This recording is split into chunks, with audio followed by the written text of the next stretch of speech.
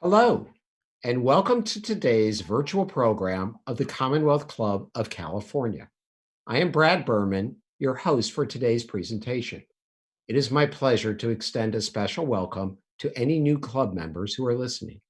We also invite you to visit the club's website for a complete listing of all Commonwealth Club events and to register for any of our future events as well. Now, we will begin our program and the official recording. Hello, and welcome to today's meeting of the Commonwealth Club of California. I am Brad Berman, your host for today's presentation. Eric Siegel is the chair of the club's Personal Growth Forum. We welcome our listening audience and we invite everyone to visit us online at commonwealthclub.org. This presentation is free as part of the Commonwealth Club's virtual program series on the impact of COVID-19. It is generously supported by the Chan Zuckerberg Initiative and a collaborative of local funders and donors. We're grateful for their support and hope others will follow their example to support the club during these uncertain times by making a donation on our website at commonwealthclub.org. We also encourage questions from the listening audience today.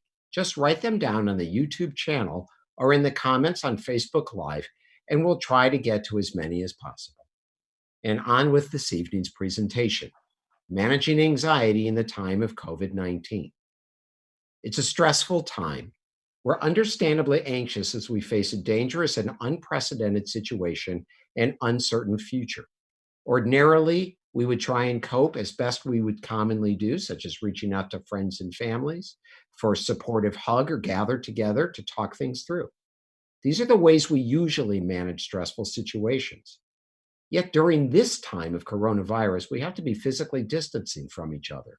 We want to make sure that our loved ones are safe, yet our presence can endanger them. We need to handle complex, unprecedented situations quickly and competently, yet our impulse may be towards panic, anxiety, and therefore avoidance. It therefore gives me great pleasure to introduce my colleague, Dr. Michael Tompkins, co-director at the San Francisco Bay Area Center for Cognitive Therapy and assistant clinical professor at the University of California, Berkeley, who specializes in the treating of anxiety disorders. Good evening, Michael. Good evening, Brad. Nice to see you again. It's a pleasure as always. We are fortunate that Dr. Tompkins is going to spend with us an hour sharing a few strategies that may help us to manage our anxiety more effectively. And he will also address several questions relative to this time frame in our lives and the challenges we face. Hopefully, we'll be able to address several of your own unique questions and concerns as well. And with that, Michael, please. Well, it's a pleasure to be here, Brad, and I'm hoping that we can actually, have an informal question and answer kind of thing, and hopefully I'll have some answers that will be helpful to our listening audience. Great, thank you. So what we decided that we would do would be to try and come up with a question and answer process here rather than just a straightforward presentation. It would be more dynamic and hopefully keep you actively engaged in this conversation. So, Michael, if I may ask, what is anxiety, fear, panic, and stress? Well, it depends upon what you read, but for our purposes, I think we can define stress as the physiologic response to a challenge. We might define anxiety or worry as anxious apprehension. And then fear is this automatic, protective fight or flight response that we have to an imminent threat or danger. The important distinction between worry and fear is that worry has a lot more thinking in it than fear. Fear is very automatic. Worry, a lot of cognition in it. And so when, for example, if I'm walking down the sidewalk, and I hear a sound coming from the alley, I will make an evaluation. I'll have a cognition. And that thought will be perhaps threat or danger. Once that happens, I become anxious and I have this physiologic response to that evaluation. And my body is kind of preparing itself to moderate whatever exposure I might have to this perceived threat or danger. But the operative word in worry is perhaps threat or danger. Hmm. So in worry, what we have is uncertainty, right? And so what we have right now is a lot of uncertainty about many, many things. And so it is natural for us all to be worrying. And one of the questions that we have on the table is like, when is this worry productive worry and when is it unproductive worry? Can you expand a little bit further? It's interesting you phrase it that way. What does productive worry mean? Productive worry really is about orienting us to solve a problem. And the problem, when it comes to worry, is generally a perceived threat or danger. So if you're uh, giving a big presentation tomorrow, you might start to worry. You might start to worry about your performance, and you might perceive that as a threat of not performing well. So then you will develop a plan, and it will be a preparation plan. You'll study, you might kind of rehearse it a couple of times with colleagues, you might make a PowerPoint, you'll do a number of different things. That's productive worry. Once you've done that, worry has done its job. Hmm. And now you can move on from worry. Unproductive worry basically is worry when there's actually no real solution. Meaning you have very little influence over the outcome. If I'm preparing for a presentation, I have some influence over the outcome, meaning how well I do. But if I'm worried about the economy, I have very little influence over the economy. Right? And so what plan can I develop to solve the threat of the economy? And the answer is not much. So what happens for people who actually worry excessively is that they often engage in unproductive worry, not productive worry. And what would be examples then of unproductive worry? Just simple things that you've seen. Unproductive worry would be, for example, you lay down in bed at night and you start to worry about, how the company is doing.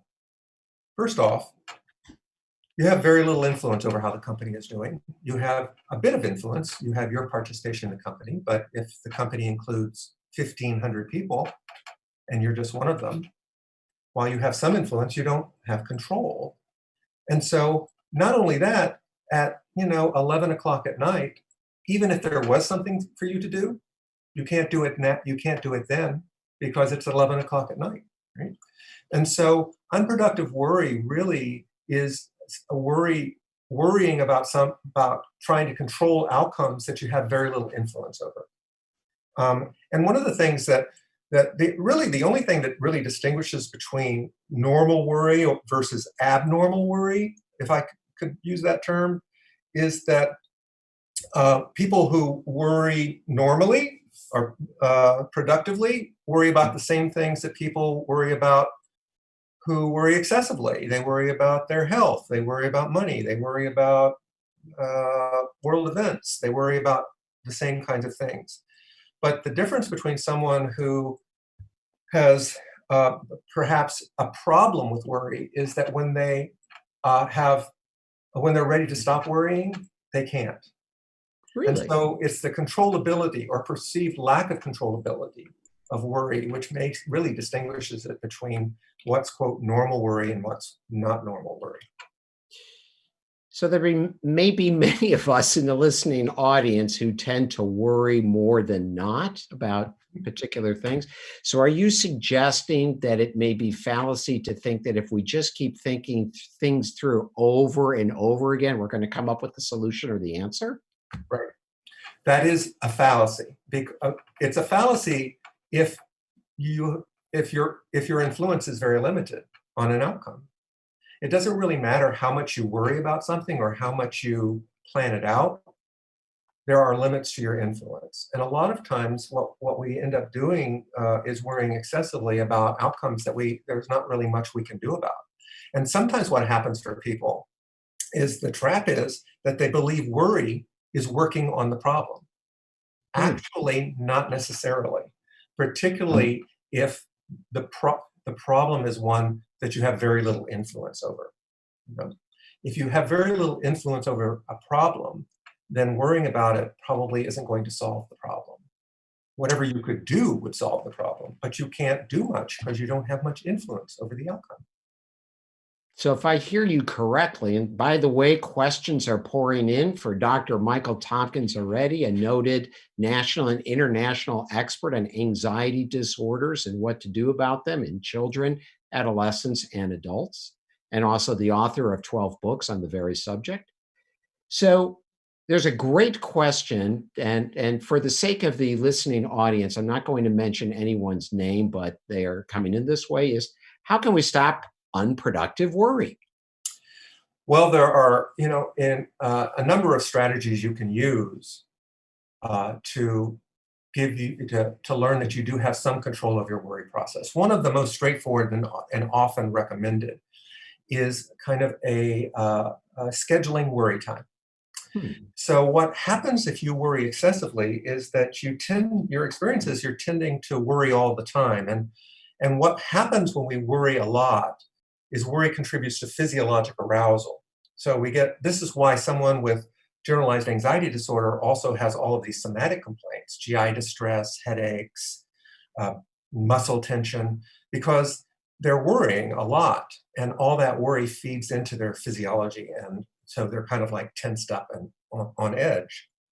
And so one of the ways to do it is to try to contain the worry. And one way you can do that is you can basically set several points across the day, several periods, 5 minutes, 10 minutes.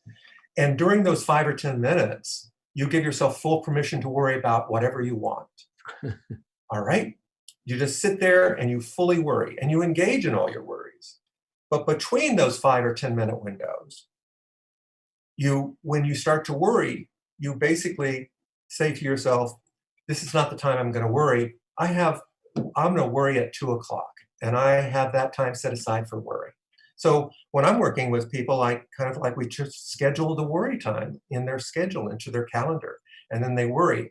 But the goal is to kind of like turf the worry to one of those worry times. What that does is it does indirectly kind of contain the amount of worry. And if you contain the worry, then you're not contributing excessively to the arousal, because the arousal begets more worry. Right? And then what you can have is you can have a number of these periods over the course of the day, and as you gain more control over your worry process, you can cut out a worry period until you have very few. Fascinating. So hearing you, would you distinguish for a moment the difference between, our audience here, is the difference between arousal and fight or flight? Or are you really saying they're the same thing? No, fight or flight really is, that's like with a panic attack or with fear response, that's a sudden rush of fear or terror. Sudden rush of fear or terror. I think all of us know the difference between the experience of anxiety or worry and terror. Right? So if I go back to the analogy, if I'm walking down the sidewalk and I hear a sound, I'm not really certain what that sound is. It may be danger, it may not be danger. That's why I have the thought, perhaps that's danger. However, if I turn the corner and go down the alley and someone points a gun at me, it's no longer perhaps I'm in danger. I am in danger, and what my biology will do will protect me immediately and automatically, and I won't even think about it. It will just happen. And 3 things will happen. 3 actions will happen. Either I'll escape if I can, or I'll freeze if I can't, or if there's a movement, I'll shield. Right? Those 3 things will happen automatically. And we will make that decision in an instant. And our ability to make that decision in an instant is what has contributed to our survival. But fear has very little thinking in it, because Mother Nature, in her wisdom, didn't trust us enough to say, you'll be able to make the decision about whether you're in danger or not, and you can think about that and fine. No, Mother Nature in her wisdom constituted us to act before we think when it comes to fear. Thank you. So before we get to another excellent question about unfocused anxiety, I want to first ask you, that's what it appears like for adults, but how would this sort of arousal versus panic response appear in children or in teens? Well, in children or even in teens, what you're going to notice is probably a lot of somatic complaints. Pediatricians are, such as yourself, Brad, are very accustomed to evaluating kids who have tummy aches or headaches or various somatic difficulties, which is due to their arousal, and that arousal is due to their worry about X, Y, or Z. Also, sleep is probably the most sensitive index of emotional well-being we have, and kids who aren't sleeping well may be worrying excessively. And then also this idea of like when kids start to regress to old behaviors that they did when they were young but have outgrown, this could signal that the kid is anxious. Great. I'd like to come back to that. I'm writing a note for myself about that because otherwise we'll keep going down a particular path. And I'm guessing that if during this time of shelter and home stay, children are not sleeping well, it might be that parents then are also not likely to sleep as well. Oh, I think that's fair to say that if children aren't sleeping well, that's going to be a major disruption in your sleep. And as a parent, you've had any difficulty in sleep onset and maintenance, this is the kind of scenario that's going to make it worse. Hmm. And I know we'd like to speak a little bit more about sleep in a moment. There are two questions that I would like to merge together, and they're both excellent, which is one about feeling waves of teariness, um, something that this individual doesn't normally experience on a daily basis prior to COVID-19 and described as unfocused anxiety. And our other listener wonders about the sort of flight response when anxiety suddenly arises. And I wonder if you can discuss both of those a little bit and ways in which we could understand it and ways in which we might be able to address it.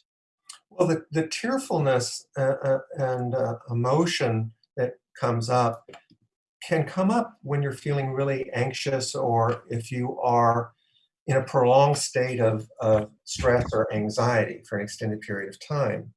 And also, what can happen is that if you're in a prolonged state of worry and anxiety, it can push your mood down. And so you can actually begin to feel a bit down or even depressed, particularly if you have struggled with mood in the past.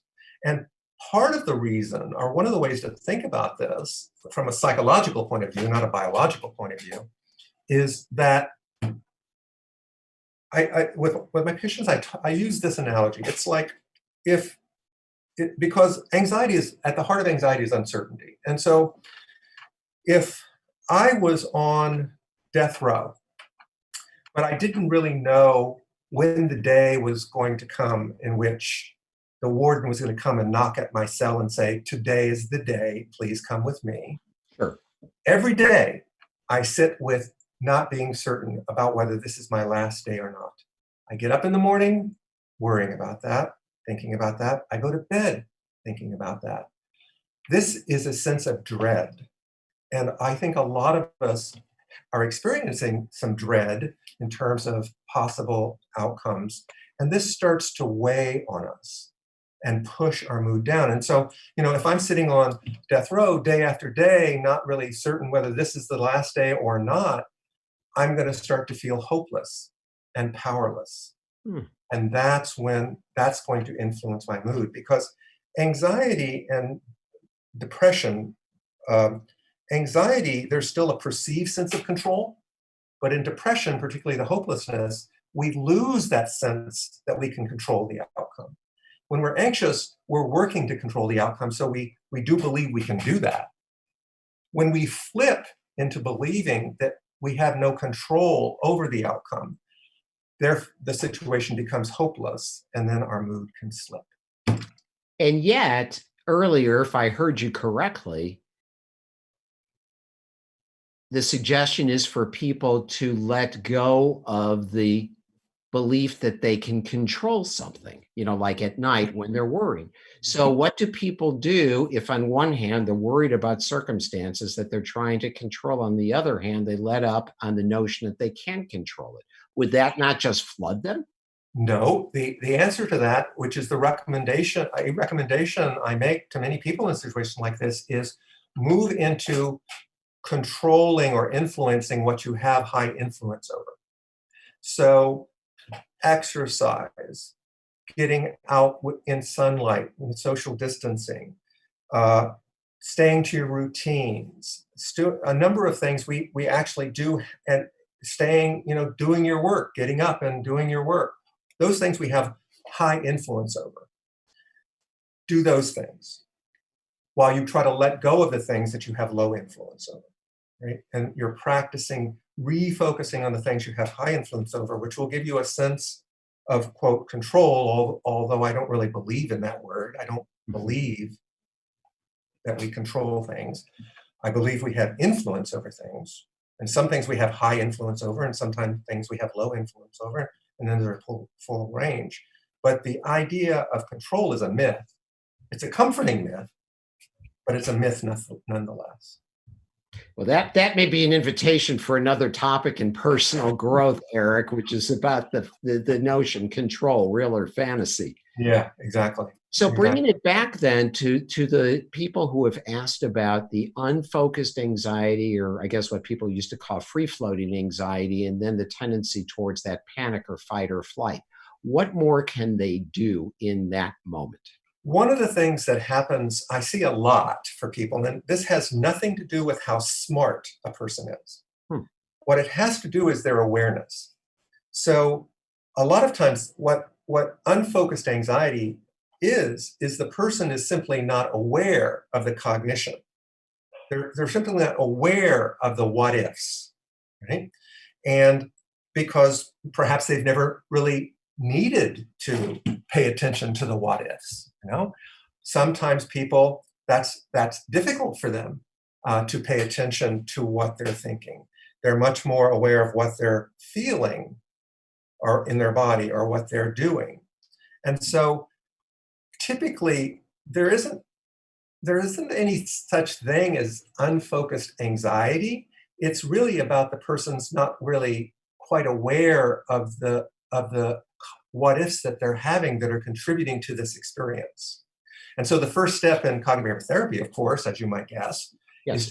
is to increase their awareness of the cognitions or the thoughts that are influencing their feelings. Could you give us an example? And let's say relevant to COVID-19 or, the interventions, the politics of it, whatever it may be, but An associated. example of what? An example of what? Of how to bring awareness to the what ifs. One of the easiest things to do is to journal, right? And the act of journaling is basically identifying the situation in which you started feeling anxious. And then in between the situation and the feeling of anxiety, ask yourself the question, what was going through my mind just before I started feeling that, right? Mhm. And sometimes you can do hypotheses. With worry, what helps people is the term what if, because worry is uncertainty. And so look for the what ifs. So what if I get COVID? What if I lose my job? What if I'm furloughed? What if that food is contaminated? What if this? What if that? So, but journaling is probably the most straightforward way to do that. Okay, there may be more questions that listeners ask about that. I wonder, before we move on a little bit further, if there are some strategies you might suggest in the moment when somebody is really escalating in their anxiety and or fight or flight panic Mhm. and moving, towards a panic attack, things like that, or it's just getting the better of them in the moment. Just so you know, some of the listeners talked about crying, Mhm. anger, Mhm. just blanking out. Mhm. Mhm. One of the things, there are a number of things. What happens when we get in a situation like this, myself included, is that we tend to dwell on the worst possible outcomes. Right? We tend to catastrophize, and it's not that we catastrophizing is necessarily a bad thing, but we dwell on it. We dwell on the worst possible outcome. And if you look at the statistics on COVID, the likelihood of actually coming down with COVID is probably pretty low, but it doesn't feel that way. It Right. feels high. It feels high, right?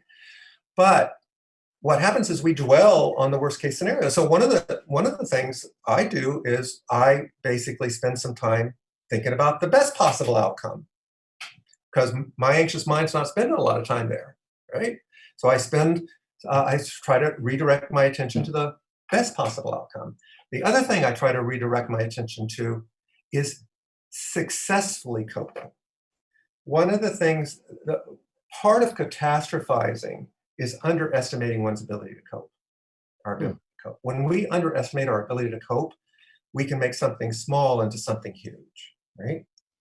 And so if I'm thinking about something that's really scary, I try to imagine coping with that well, or coping with that adequately, rather than, falling into the trap of dwelling on not coping with it. Um, and so that's a simple thing to do. Spend time with the best outcome, as I said. Um, think about sphere of control. Draw yourself a circle and put in the circle the things that you have high influence over. And on the outside of the circle, list all the things that you have low influence over. And then draw your attention back to the inside of the sphere and really focus your attention and energies there. I could do that, and I could do that, and I could do that. Particularly if it's around coping, there's a lot of things we can do to cope. You know, there aren't a lot of things that we can do to change the situation in the world. Would you say that ice cream would be one of the strategies for Ice coping? cream, absolutely. I just bought a nice, Ben and Jerry's quart just the other day. Absolutely.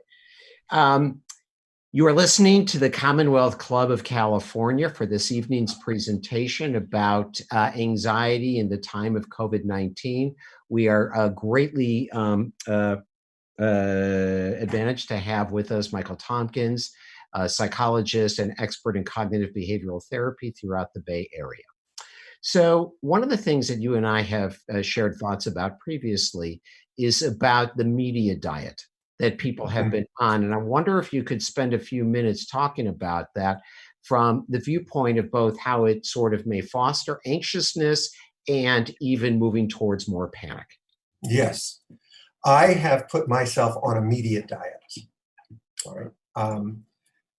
I was noticing that the more that I was drawn to media, I was drawn to news, and what draws me to news is the anxiety that comes with uncertainty.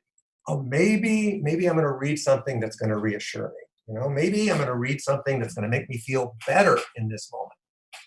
And what I realized actually, and it didn't take too much time to realize this, is that actually almost always I read something that actually made me more anxious, not less anxious. Right? And so I have decided that I'm not going to spend any more than 30 minutes reading anything on the news, no more than 30. And also, when it comes to COVID, I have limited myself to only a couple of websites, the CDC, but also the John Hopkins website is just really amazing. All right. If I want information about COVID, those are the places I go. But I don't read the news about politics, which I have all kinds of feelings about what's going on politically. So I don't read that. And so, and what happens for us is that when we go on and reread those things, we actually want to read more. And so it gets harder to not read, right? But my recommendation would be put yourself on a diet, and in 3 or 4 days, you're going to notice that you don't have as strong urges to read the news. And not only that, the reading the news offers you very little in terms of what influence or what you could do to help you cope, right? Uh, Websites around coping and things like that, yes. But the news, the headlines, no. Sure. Would you say that spending more time looking at media that we enjoy or Mhm. like, Yeah, for example, those cat and dog videos, things like that? that's right. Cat and dog videos are always great, right? So another thing you can do is really try to another simple thing that I recommend people do, which I do, um, and have been doing it for years, is I keep a gratitude journal. Huh. So in a situation like this, we kind of lose sight of how fortunate I am. I'll speak for myself, how fortunate I am. Um, my worst day is better than millions of people's best day. Right? Hmm. And I keep a gratitude journal. And the way to keep a gratitude journal is you don't do too much of it, but you basically reflect in your journal on a couple of things that you're grateful for.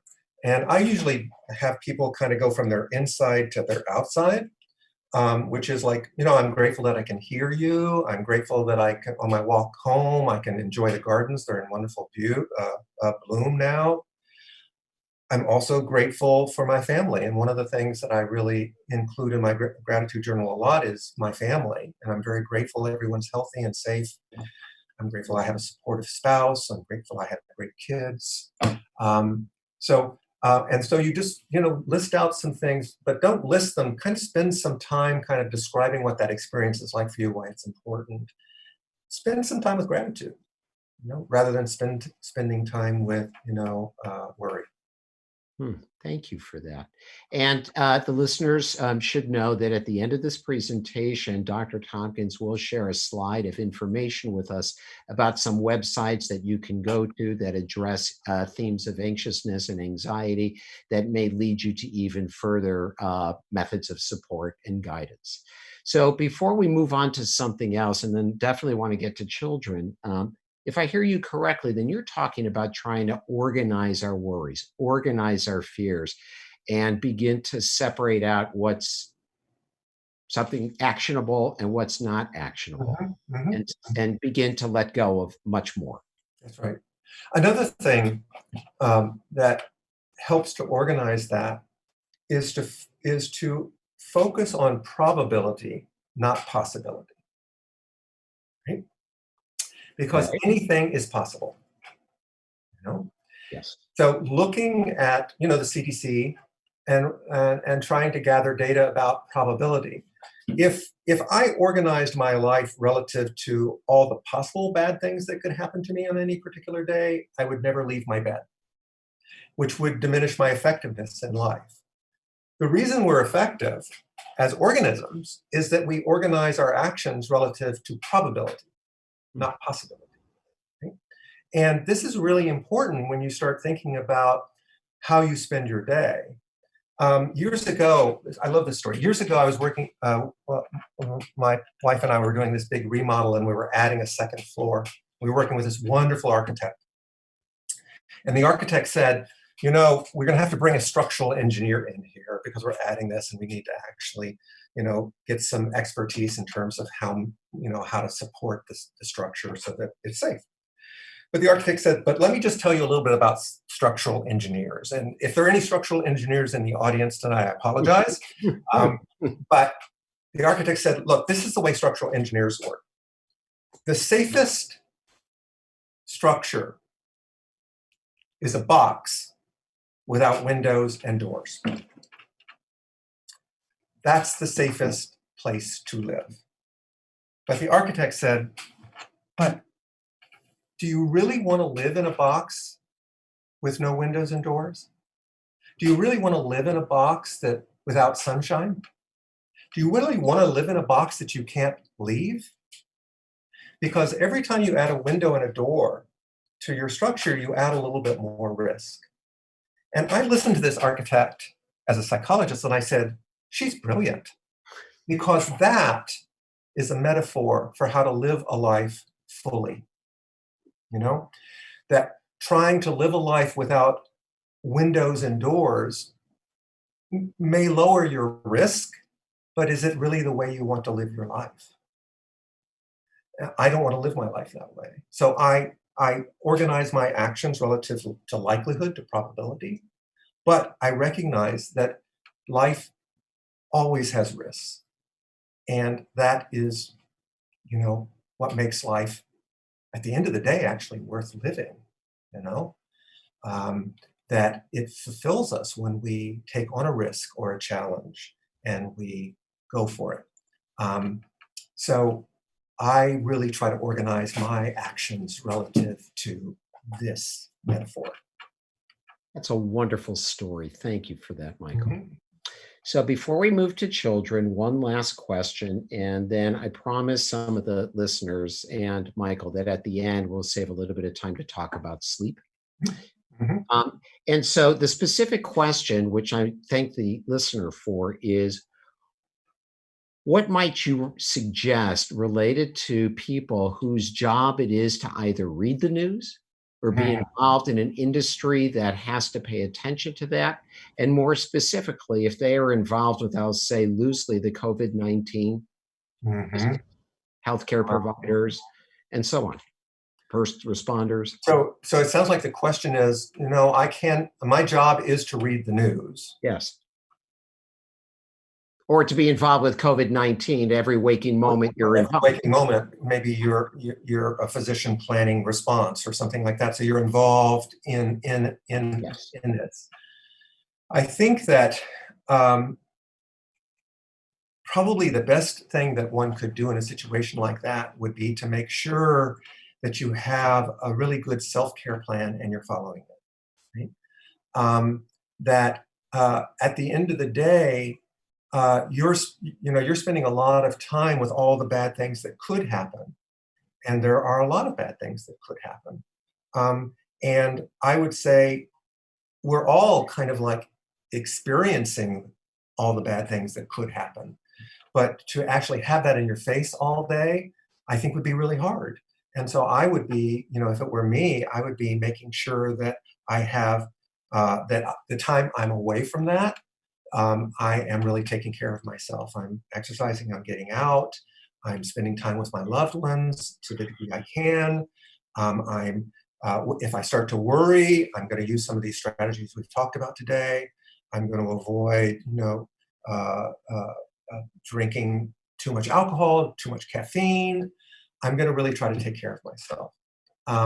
And that actually sounds easier said than done many times, because a lot of times when we're really worried and anxious, we get so swept up in the experience that we actually lose sight of the fact that there are some things that we could do to help ourselves cope in this moment. But make it a priority. Thank you. Thank you. Very, very unique and difficult situation for sure. So let's talk for a moment about children and teens, because there are many parents asking questions in our listening audience tonight. So you mentioned that children and adolescents do show anxiety, and I know you just mentioned a few. Um, what are some of the ways that you might suggest that parents can help, specifically around the whole relationship of remaining at home right now, not being able to go out, see their friends, go to Mhm. school, Absolutely. observing media and so on? What are some of the strategies and techniques that parents can use to support their children? Yes, I am so sympathetic for parents right now who are sheltered in place with little ones. My kids, I have two daughters, they're young adults now. I I have neighbors who have little ones. So we have teddy bears in our windows like all our neighbors. Um, I just can't imagine that actually. It's hard enough. And then the parents are trying to kind of like basically homeschool their kids. I mean, it's just like, it's overwhelming. It's overwhelming. But what can you do with your kids if your kid is over anxious? There are a couple of things you can do.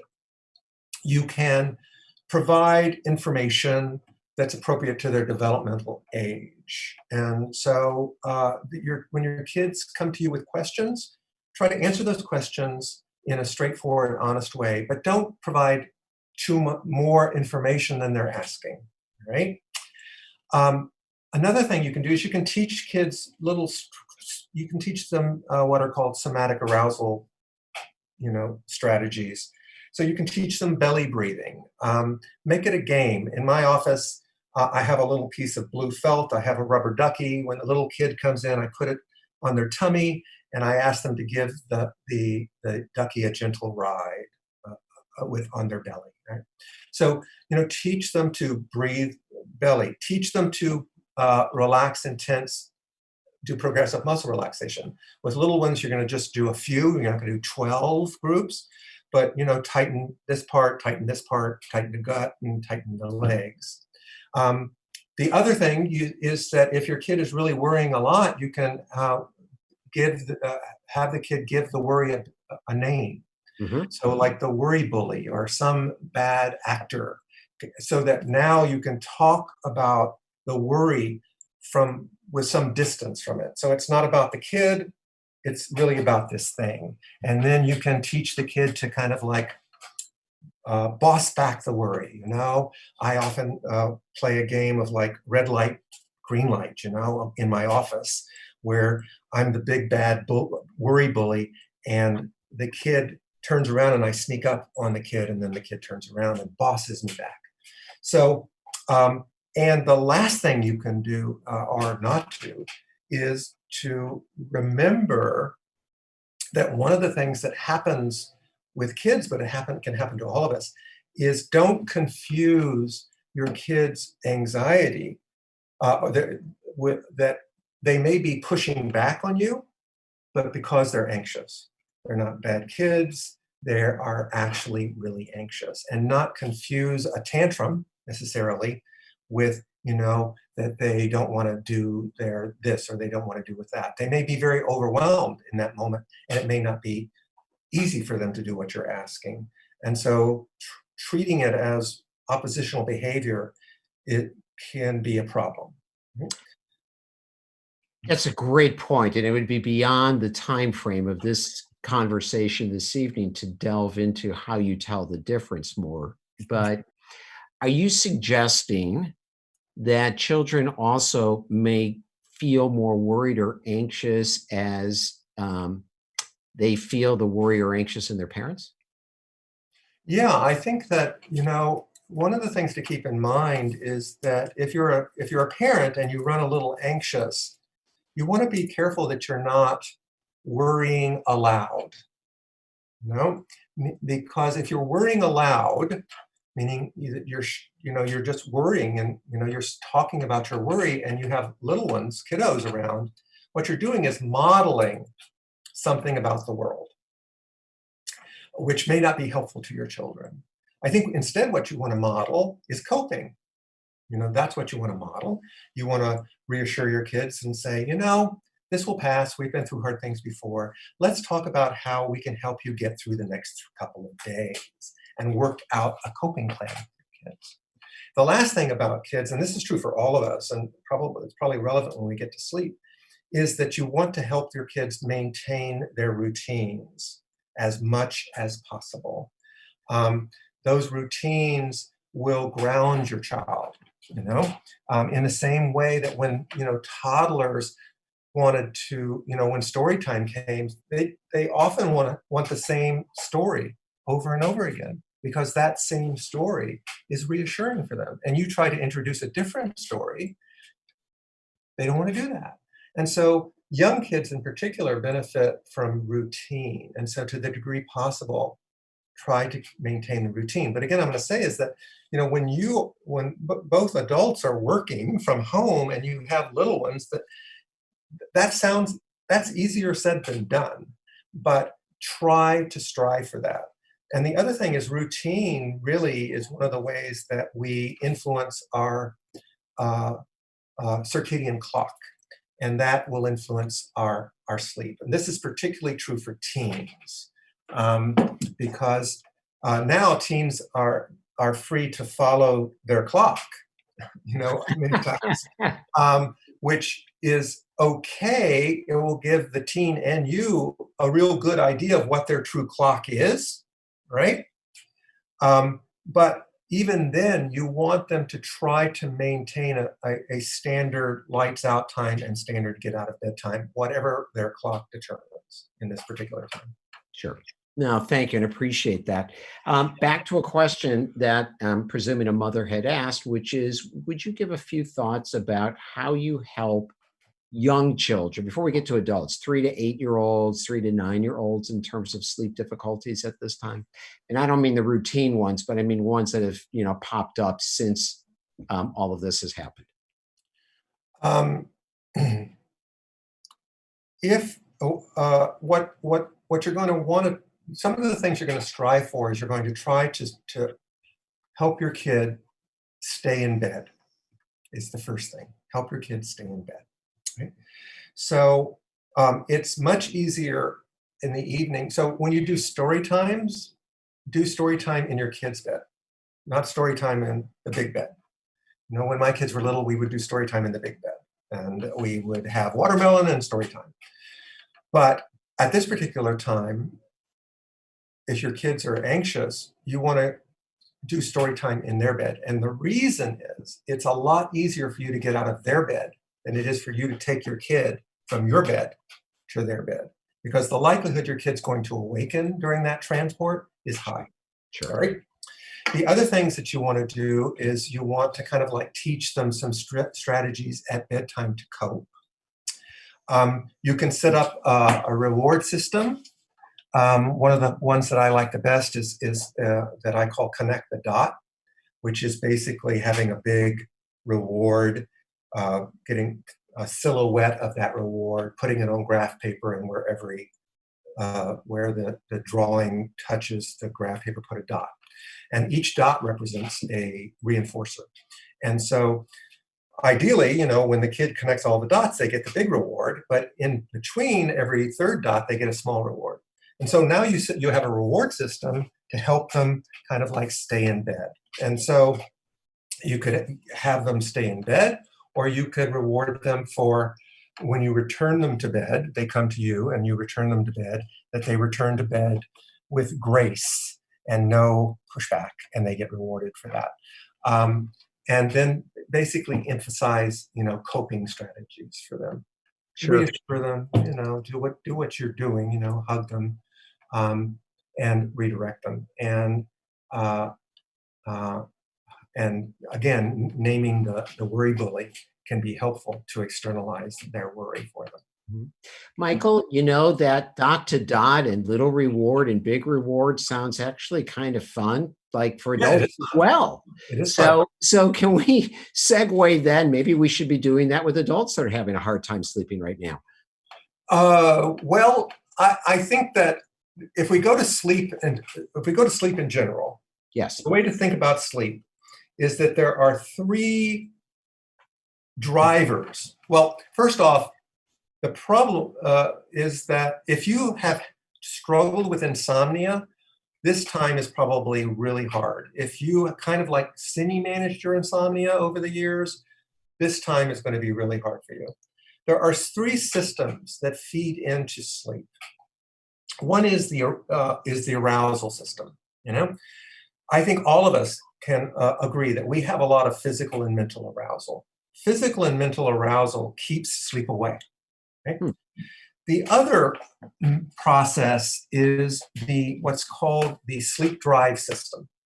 This is our drive to sleep. This is our appetite for sleep. This is so we all know what that's like. When you're sitting up and you start to feel that sleep pressure, this pressure to sleep, that's sleep drive. The other is the biologic or the circadian clock, which works kind of like in tandem with sleep drive. So what happens when we start to have sleep problems, we basically start to change our behavior to try to sleep more. Mhm. When we try to sleep more or produce more opportunity for sleep, what happens is that we drain sleep drive. Sleep drive is our friend. What we really want to do is to optimize sleep drive. So that's why we say no naps. No naps, no matter how tired you are. Because if you take a nap, that basically drains your sleep tank, which is your sleep drive tank. Right. We we we recommend staying to a lights out, get out of bed time. And it doesn't really matter what those times are, so long as they're consistent. And that consistency helps with our clock, but also helps with our sleep drive. Don't stay in bed if you're not asleep, trying to produce more sleep.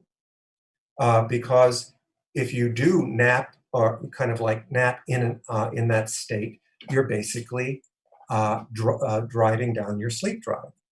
The other thing that really is influencing all of us right now is our clocks, because our clocks are really influenced by routine. And a lot of us don't have the same routines that we did, even a few months ago. And routine kind of like routine entrains our circadian clock. It entrains our mood. It entrains a lot of things. So, for example, routine, like eating meals at the same time. Now you might find your mealtime shifting around for whatever reason. Try not to do that. Try to adhere to a standard dinner time, a standard breakfast time, a standard lunch time. If you're working from home, your lunch times might have gotten a little, wiggly. Get back to a standard routine. That all feeds back into the clock. Try to maintain socialization. Socialization affects clock, right? So when we're working with someone with chronic insomnia, we're really trying to target those three systems. And then the arousal system is some of the things we've talked about, of like relaxation, meditation, things like that to dampen your arousal, thinking strategies to help your arousal, but trying to make sure you don't stay in bed when you're not asleep. Say that again, please. Making sure you don't stay in bed when you're not asleep. Okay, great. So we have about 5, 6 minutes left. Would you say one quick word, therefore, about screens in bed and sleep, even if you can filter out blue wavelength light? Blue wavelength light, the evidence is not strong about its contribution to arousal, right? But it's really about content. It's about content, right? So so I would never read the news just before bed. If I want to get my arousal system going, read the news just before bed. I'm not going to do that, right? The other thing is, don't do any other activity other than the 3 S's: sleep, sick, and sex. That's it. Don't do any other activities, because what happens when you do other activities that are arousal, this really interesting thing happens. Pavlovian classical conditioning, which means that when we're engaged in an activity that's arousing and we're in bed, our minds start to link bed with arousal. So now when we get into bed, boom, bing, our minds are turned on. So this is another reason, like, don't do anything other than those 3 S's in bed. And when you're not asleep, get up out of bed. Because if you stay in bed awake, what you're doing is conditioning your mind to be awake. And every mother knows how this works. Because if you're a mother and you were nursing, your mind probably awakened a few minutes before your baby cried if you had a standard nursing time. Your mind was conditioned to awaken. That's what happens when you stay in bed awake. Wonderful. That's fascinating. Thank you so much for that. So last question before we begin to fade out this evening's presentation is, when should we worry, and when might you recommend that people begin to seek professional guidance or counsel? It's a terrific question. There's a difference between anxiety and anxiety disorder. And all the disorder means is that it's like these 4Ds. One is your anxious response is disproportionate to the objective threat or danger, right? So you're not just anxious, you are super panicky anxious, all right? Most of your friends and colleagues probably aren't having panic attacks. If you're having panic attacks, you're having a disproportionate emotional response to the situation. The second D is distress. The anxiety itself is very distressing for you. You're losing sleep, you can't think about anything else, you're preoccupied, you're having trouble focusing on your work, distressed. The third D is disruptive, meaning that actually your anxiety, and often it's avoidance, has disrupted your life. You know, you're not doing things that you used to do. You are finding it hard to work. You're finding it hard to maintain your typical routines. And the fourth D is duration, which is that we all have anxious responses to events, but typically our systems calm down within 6 months. If you are still really, you have these other 3Ds in play for longer than 3 months, it's probably an anxiety disorder. So the goal of treatment is to actually remove the 4Ds so that the disorder disappears, but the anxiety doesn't disappear because anxiety is normal. So when you, the other thing is, if you have struggled with an anxiety disorder in the past, you probably are having a worsening of your symptoms. That would be the time to actually go back to your therapist, work with an anxiety specialist to get some help. And it may be the time to talk with your psychiatrist or your physician about medication, particularly if you're not sleeping well. But I really would recommend those who are thinking about help to think about working first with, a therapist who's an experienced anxiety disorder specialist. Thank you. So this would be a great time to show that slide, please. We'll do that. Let me put that up here.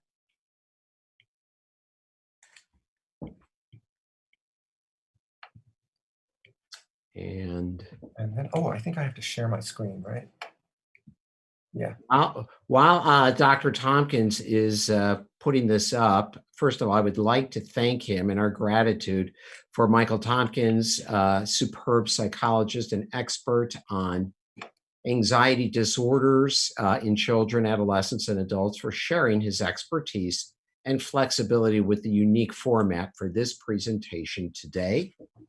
Michael, would you say any last final 1-minute thoughts? I would say that we will get through this, and we will get through this together, and we will learn some things that will help us be better prepared for this should it happen again. And I think this is the time for us to reach out to each other, to be patient with each other, to lean on each other while we wait for this to pass. Thank you for those just wonderful words and the feelings behind it. And we are ever so grateful. We are also grateful to our live listening audience, as well as those who will access this recording at another time.